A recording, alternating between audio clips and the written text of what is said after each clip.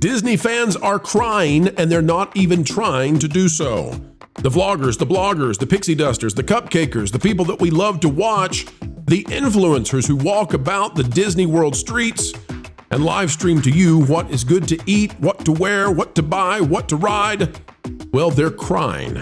They're weeping with joy as they go into Epic Universe, and that means Disney must be feeling very terse about their future prospects.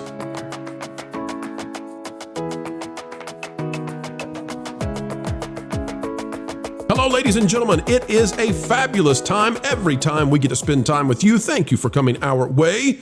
We weep for joy at the chance to get to spend our day with you.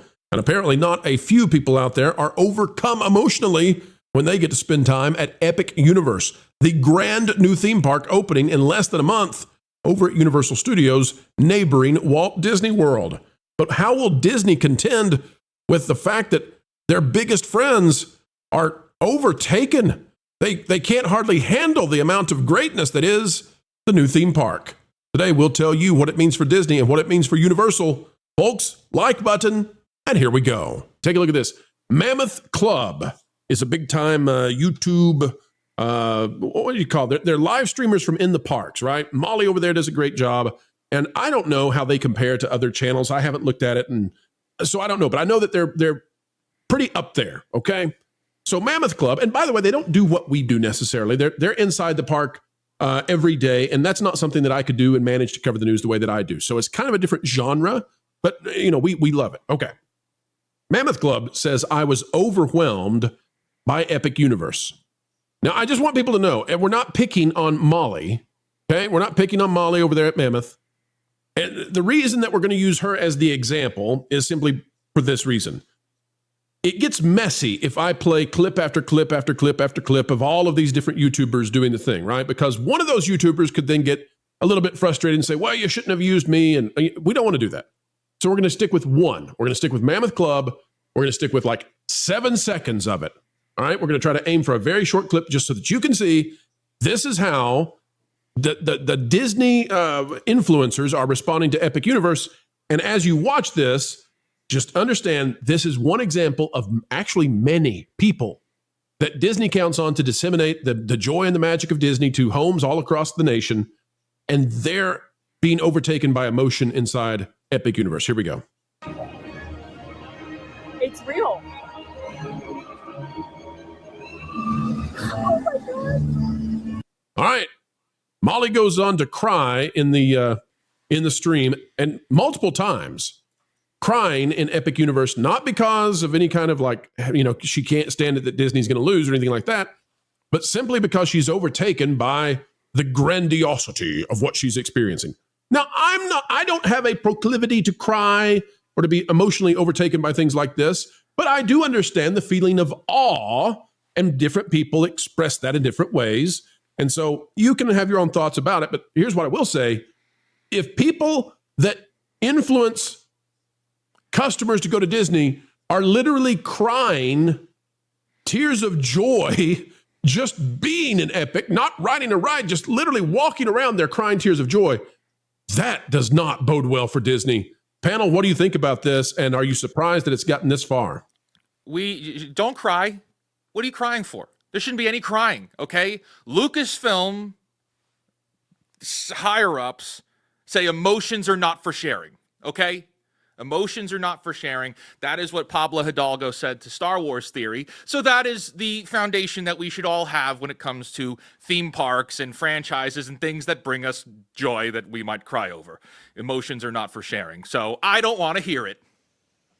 You know, it's interesting. I've met Molly before. She's very kind, and at least she's been nice to me. I can't speak to anybody's other experiences with her, but I think she was very favorable towards Star Wars Galactic Starfighter. She kind of dressed up for it, and I think well, actually, now that I think about it, maybe her experiences were mixed on that, but I think she wanted to like that experience, right? She's definitely a theme park fan. She definitely is looking for experiences, amusement experiences like this. So and I know she's a big Harry Potter fan. So actually going into Ministry of Magic, actually going into the Battle for the Ministry queue like that, yeah, if you're a big Harry Potter fan, that's got to be a dream come true, because the level of detail and quality provided by that queue, just the queue alone. I mean, I haven't talked about the ride, or maybe like Monsters Unchained, for example, or Isle of Berk, has just been absolutely phenomenal. I mean, it really has blown the socks off of a lot of people who were already going in there with optimistic expectations. So this is for the Walt Disney Company.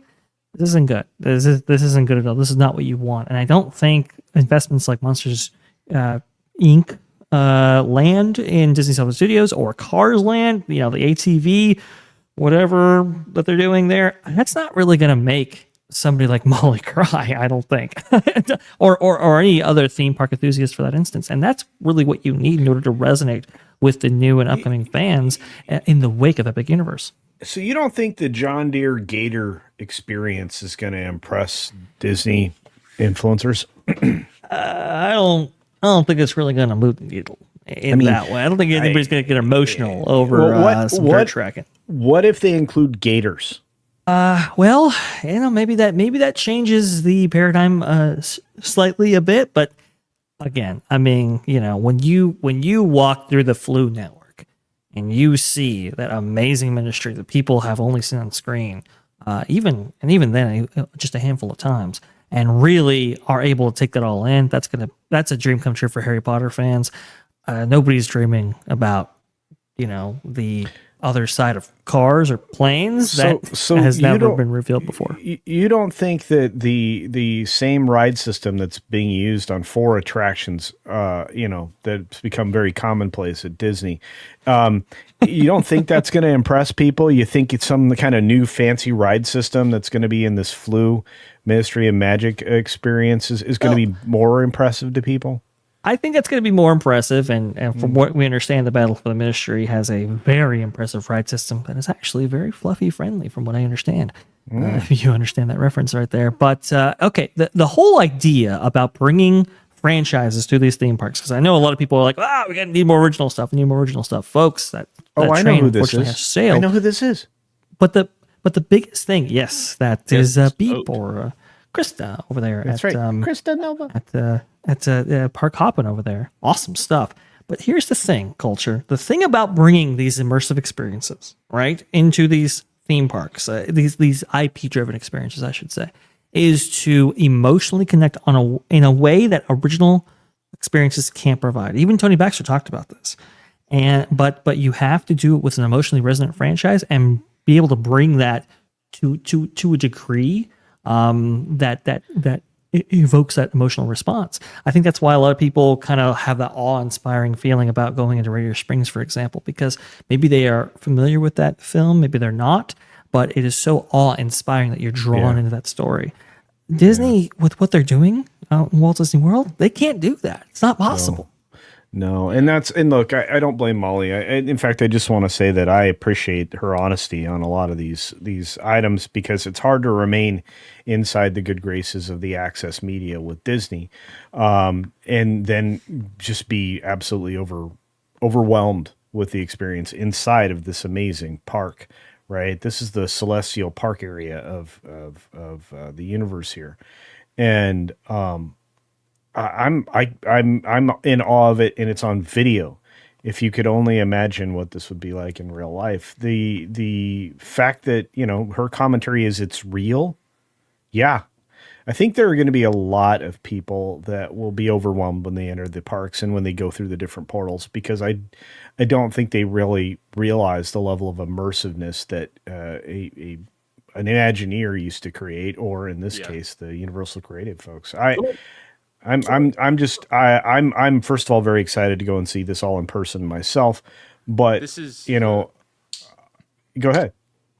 Oh no, this is like because I see some of the people in the chat are saying like, oh well, it's for show, it's for a video, it's for the camera.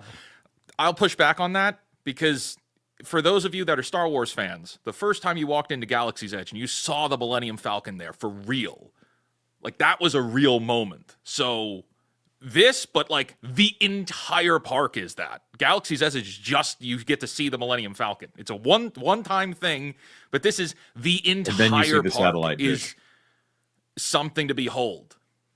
So it's no, this is real. I take this very seriously. It looks outstanding. I remember. Oh, go ahead, please. Well, I was just going to say I cried too when I hugged Chewbacca for the first time, but that was because I could smell the porg carcasses. They really went all out on that costume, having the smell of the dead porgs. Go ahead, Vash. Well, I remember when Jeremy from Geeks and Gamers walked through like Star Wars Galaxy's Edge for the first time, and he like walked behind the Millennium Falcon. He's like, you know what? That's pretty cool right there. There were some of those moments, even amongst the many who saw Star Wars Galaxy's Edge for what it was back in 2018 when that land first opened.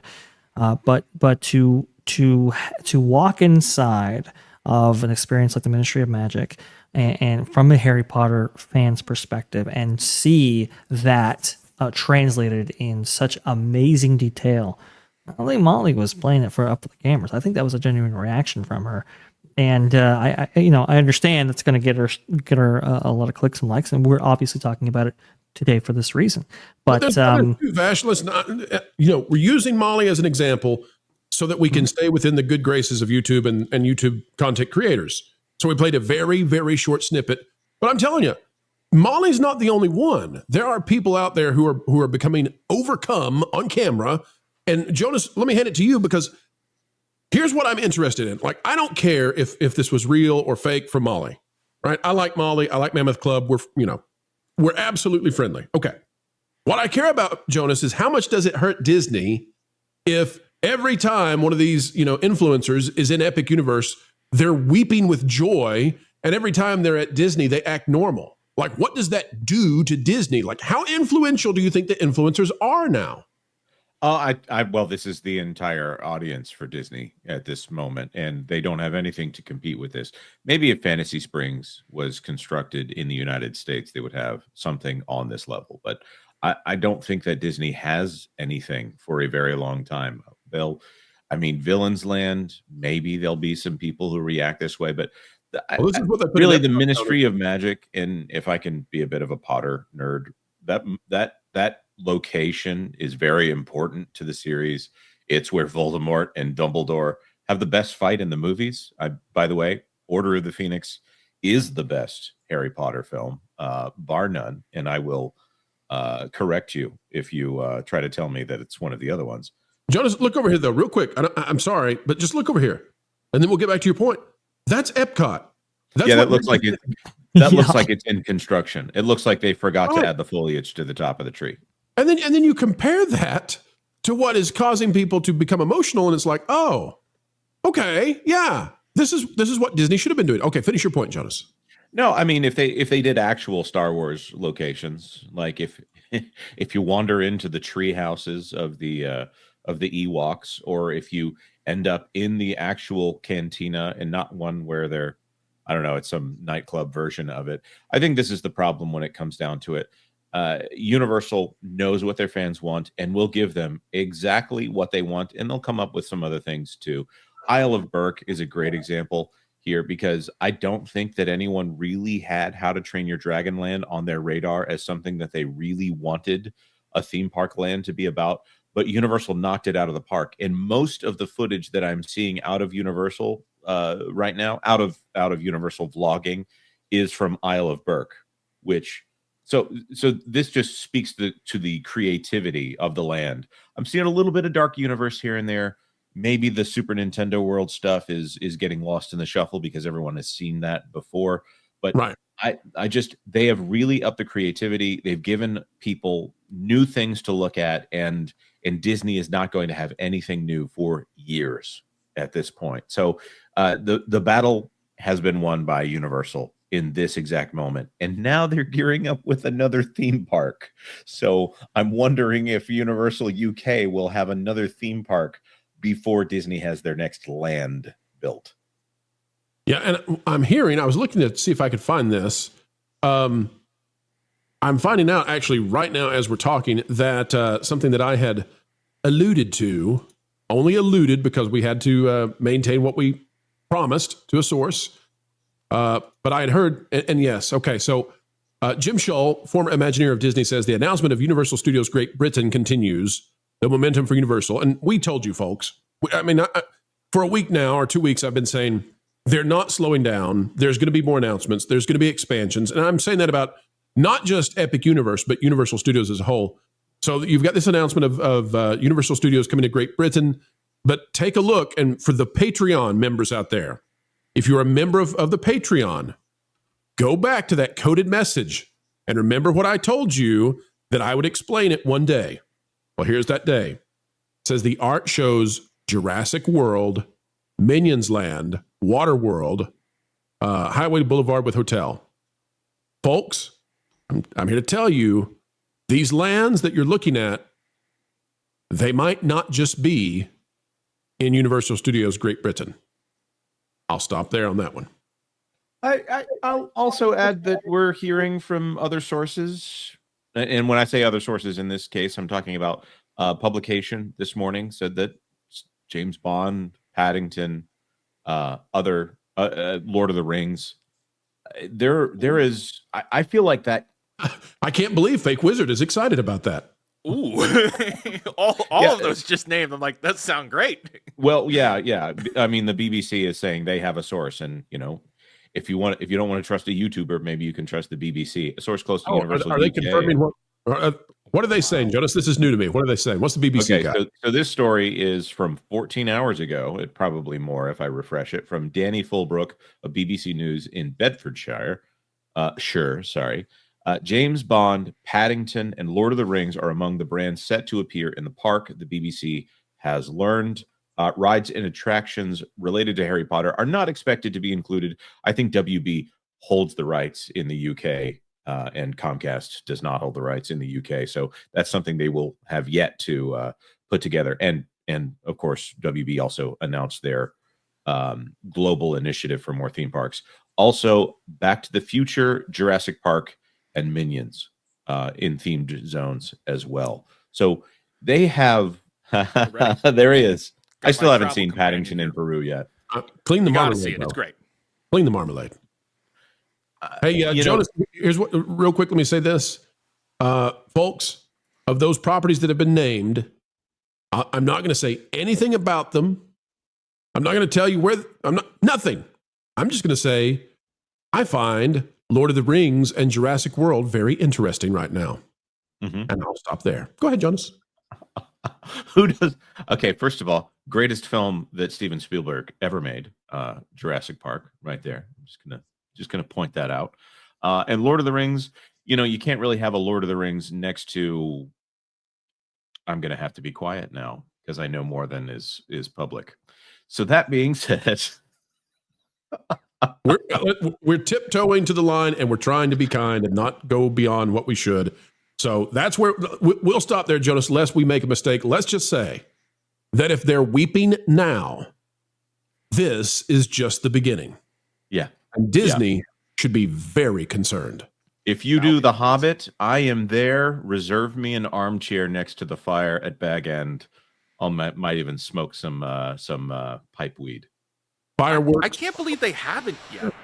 With how Lord of the Rings is, you'd have thought that somebody would have tried to pick that up to make that into a park. The rights are so messy, it's insane. It's one of the messiest IPs in terms of ownership ever. And put another one in the can, folks. A video of excellence has been birthed into existence, and you were there to witness it. Thank you for participating. We hope you had a good time.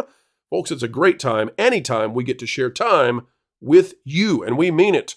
The only thing additional we ask, on the way out the door, consider clicking the like button. Share, subscribe, click it and stick it to those pesky algorithms. It is the notification bell. Drop a comment down below. And oh, by the way, if you would be so kind, perhaps share this out on your favorite social media platforms.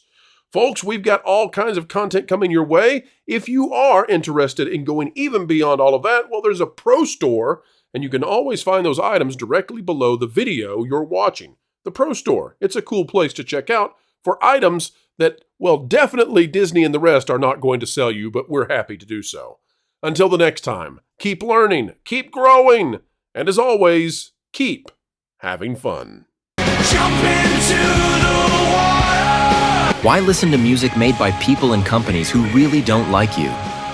Check out Vacation Radio today and prepare for all new content made by the people behind the WDW Pro Channel.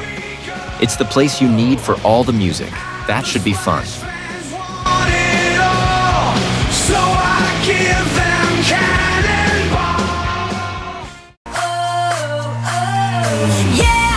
Hundreds of songs, every genre you can imagine.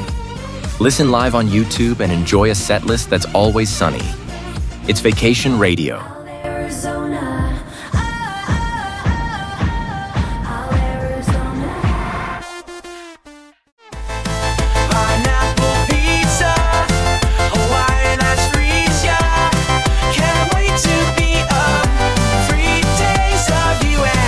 What are you waiting for? Every WDW Pro video has a link to Vacation Radio in the video description. Try it out and subscribe today.